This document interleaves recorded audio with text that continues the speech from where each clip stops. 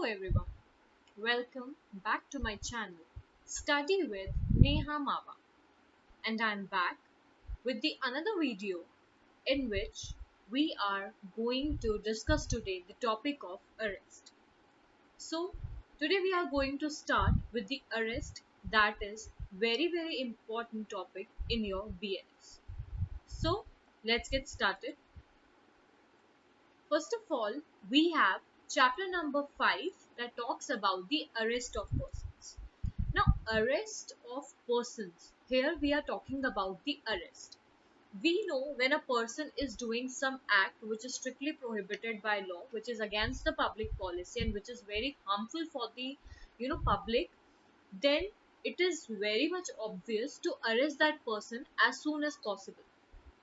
So we have section number 35 that talks about when police may arrest without warrant. Generally, we know the police has to show the warrant of the arrest in order to arrest a person. But we know there are two type of offenses: cognizable offense and the non-cognizable offense. Cognizable offenses are those offenses where a police officer can arrest a person without warrant, because that offenses are of a very serious nature, they are very heinous crime. And the opposite is the non-cognizable offenses. Now, what section 35 says: any police officer may, without an order of the magistrate and without the warrant, arrest a person who commits in presence of a police officer a cognizable offense, or where the complaint has been made or credible information has been received that there is some kind of offense which has been done, and where the punishment of it is more than 7 years, then it is considered as the cognizable offenses. We know the police officer has reason to believe on the basis of such complaint that whether the offense is cognizable or not. So it is very much obvious, like when a person or when a police officer sees something in front of him, if a person is doing some cognizable offenses in front of the police officer, it is genuinely relevant that the police officer is going to arrest that person, because he might escape, because the accused might escape somewhere, some other place in order to apprehend the arrest. Then we have the police officer has reason to believe on the basis of which that the suspicion that such person has committed the offense. Now the police officer is satisfied that such arrest is very much necessary to prevent such person from committing any further offense, to for proper investigation of the offense. Right now, why the accused is always being arrested? Now see, there are different reasons why we are not letting the accused to go away, because that accused might you know uh, escape somewhere else. That accused might do another crime of the same nature, right? And sometimes it is for the proper investigation of the offense, to prevent such person from causing the evidence of the offense to disappear or tamper with, the accused may play with the evidence. He or she may tamper with such evidence in any manner required. Then we have to prevent such person from making any inducement, threat, promise to any person acquainted with the facts of the case, so as to dissuade him from disclosing such fact. And we know if a person is doing very harmful activities, doing a harmful acts or very dangerous acts, it is obvious to arrest the person. Then we have against whom credible information has been received that a person has done some heinous crime. Then we have who has been proclaimed as an offender, right? The person may be the repeat offender, the proclaimed offender. He may be suspected of being a deserter from any of the armed forces. Okay, now it is very important to arrest the person, because the person might hinder with the peace of the society, with the other things that is required to maintain the peace in the particular locality. Then we have section number 36 that says procedure of the arrest and duties of officer making it. Now see, whenever the police officer arrests a person, we have to be very much obvious. We have to know that how the police officer is going to arrest the person. Now the we know in the market, of course we cannot identify who the real police officer is, because we know that every uh, you know uniform has been available of the police officers, army, navy. We have different uniforms there, but the main important identification of the police officer is that they should bear an accurate, visible and clear identification of his name, which will facilitate the easy identification. Then we have prepare a memorandum of the arrest, which shall attest by at least one witness. He or she may be the family member of the, member of that family, or respecting the respectable member of the locality. Then that should be countersigned by the person arrested. Then we have inform the person arrested unless the memorandum is attested by a member. Now it says that whenever a police officer comes there to arrest a person, first of all they should have the physical or visible identification that they are actually the police officers, and whatever the identification number is required, that should be visible on them. And at least when the police officer is going to arrest a person, then at least they should have, they should have said to the family members or to the respectable member of a society that okay, we are going to arrest that person because that person has done this and this thing. And if you want any help of the lawyer, or if you want, you can come to the police station and you can proceed your case there only. Then we have next section 37 that talks about designated police officer. Now see, there is one police officer, another there's a designated police officer. It says that state government shall establish a police control room in every district and a state level. We know, as you have seen in the different, in a particular state, we know in a state there are different district, different division. In every district, in every state, in every divisions of the state, there should be designated police control room, so that if something mishappening, goes there, if some mishappening is there, then at least they can, go directly to the police control room, where they can take the help of the police officer in assisting that thing. And of course, designate a police officer in every district not below the rank of assistant sub inspector. Okay. uh, or the police officer in charge of a police station.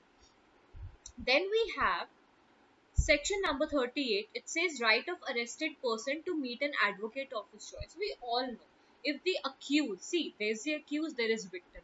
We know the accused or the person who is suspected of an offense is guilty of an offense. But somewhere, Article 21 of the Constitution of India is there, which says that the accused person has also the right to, appoint and or to meet an advocate of his choice. Nobody can, nobody can deny this fact. So it says that the accused person is also a human being, victim is also a human being. So accused person should be given all the right which he or she is entitled to, even if it is Article 21 of the Constitution of India. We says that, right to be heard is there. Now right to be heard means, the right to be heard means from the both the sides, means accused must be given the opportunity to be heard, regarding their case, whatever they wanted to say in front of the magistrate. Sometimes we have seen they are the, a suspected one, means they are not the real culprits, but they are the suspected one, uh, who actually, uh, you know have a lot of discrimination in the society, because they are the suspected one even though they are not the real offenders. So the main point of this is the accused person or the arrested person must be given all the possible, rights which is required to them, so that they can appoint the advocate of their choice and they can proceed their case further. And then we have section number 39 that talks about arrest on refusal to give name and address. If the police officer is going somewhere, and if something happens in that locality, being a police officer has a right to ask the name and resident of the person who is there at the time of the offense has been committed. If a person is not giving or refusing to give the name and residence of his own, then the police officer can arrest the person, on the basis of the suspected one, right? So what section 39 says that when any person who in the presence of a police officer has committed or has been accused of committing a non-cognizable offense refuses on demand of such officer to give his name or resident, the person shall be arrested at that time only. Then we have when the true name and resident of such person have been ascertained, he shall be released on executing a bond.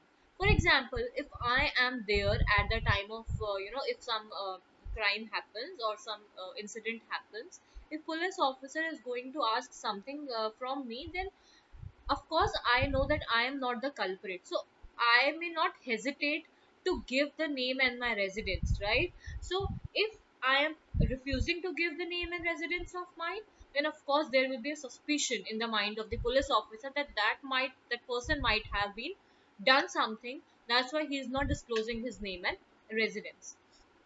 Then it says that there's a proviso also that says provided that if such person is not the resident in India, bond shall be secured by a surety or sureties resident in India. Then we have section number 40. It says arrest by private person and procedure of such arrest. Now see, arrest is not always done by the, of course arrest is always done by the police officers, but sometimes when there's a cognizable offense, that's a non-bailable offense, if something happens, private person has a full right to arrest that person as soon as possible in order to reduce the possibility of escape of the accused from that particular area.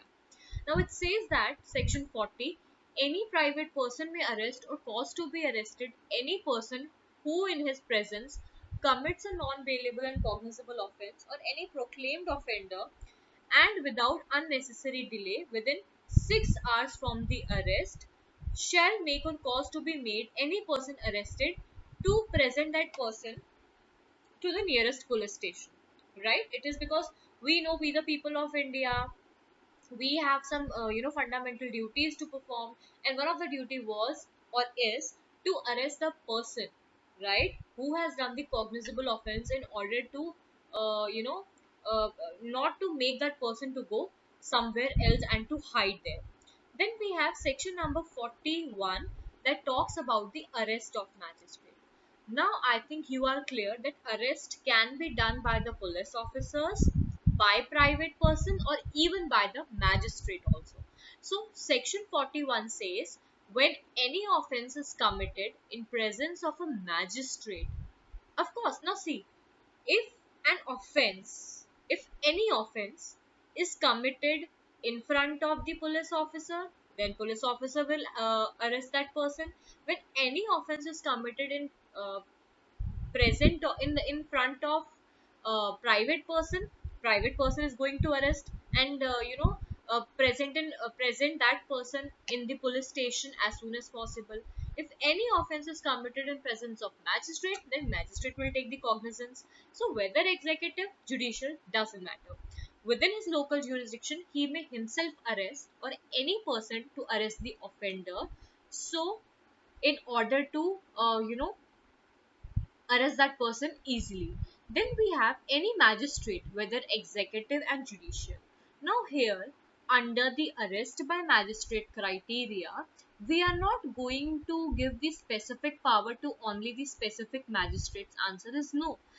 When the arrest is being done by the magistrate, it doesn't matter whether the magistrate is a judicial or the executive. It doesn't make any sense to differentiate at the time of arrest, because we want to arrest that person as soon as possible. We cannot let the person to go out of our hands. So whether it is executive, whether it is judicial, we're going to arrest that person, okay, and then we have to start the proceeding further. Then we have any magistrate, whether executive or judicial, may at any time arrest or direct the arrest in his presence within his local jurisdiction of any person whose arrest he is competent to make. Then we have protection of members of armed forces from arrest. Generally, we know armed forces means army, military, navy. These three criteria, the people or the person who fall within these criteria, they are protected from the arrest. Why? Notwithstanding anything contained in section 39 to 41, no member of armed forces of the union shall be arrested for anything done or purported to be done by him in the discharge of his official duty except after obtaining the consent of the central government. Now, the state government by notification direct that provisions of subsection 1 shall apply to such class or category of the members of armed charged with the maintaining of the public order. Now, see, if the persons of the armed forces, if they are doing any act, if they are performing their duty within the official capacity, or if the the persons of armed forces, they are doing something within the course of employment during the time of their official employment times, you cannot arrest that person because that person is performing his duty within the official capacity. So whenever a person is performing his official duty within the course of employment, then you cannot arrest that person. So today I am just stopping here till section 42.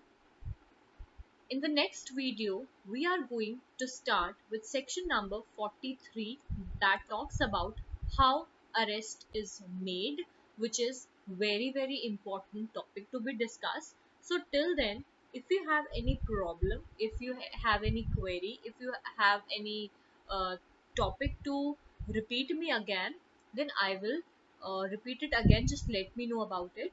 So if you like my video, please subscribe to my channel, like my video and share with your friends. Thank you. Have a nice day.